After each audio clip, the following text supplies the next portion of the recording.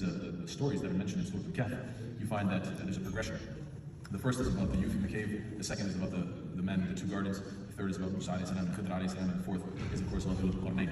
And when you look at these four, you realize that the progression is that each of them are talking about a different fitna, the fitna of peer pressure. And how do you solve that peer pressure? By young people having good friends. And this is the advice that we give to all of our youth: make sure you hang around good people, because a sahib sahib, right? Your friend is the one who's going to pull you, and it's going to have an effect on your personality. And so that's the first fitna and the first solution. The second is the fitna of wealth. And obviously, after being a young man, you get your degree, you start making a little bit of money, and wealth gets to your head, and that can be very dangerous. And so the second one is that you have a good friend advise you, and also sometimes you need to be humbled by some sort of a tragic event.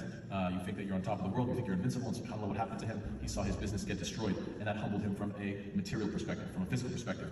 Then you might say, okay, I went through that humbling, but now I'm older, I'm more experienced, I'm wiser, and I have lots of knowledge and experience, and because of that, arrogance can come to you. And so the third fitna is the fitna of knowledge, and this is of course the story of Musa alayhi salam, who was the most knowledgeable person at the time, and yet he is told, you have to go become a student, and he was humbled over and over and over again to not be so impulsive towards good, but to see a grander wisdom. Yes, you might know the right answer, you might blurt it out immediately, but that doesn't necessarily mean that you went about it in the right way. So you can have knowledge, but there is wisdom in addition to knowledge, and that's what he was learning. If you can master those four things, if you can, inshallah ta'ala, get through the fitna of peer pressure when you're young and have the right environment, if you can get through the fitna of wealth and hopefully become a humble person materially, and then get through the fitna of knowledge, which is, you can say, metaphysically, if you will, if you can get through this, then bi'idhnillahi ta'ala, you have the chance of being a leader like Al-Qarnayn, who, mashallah,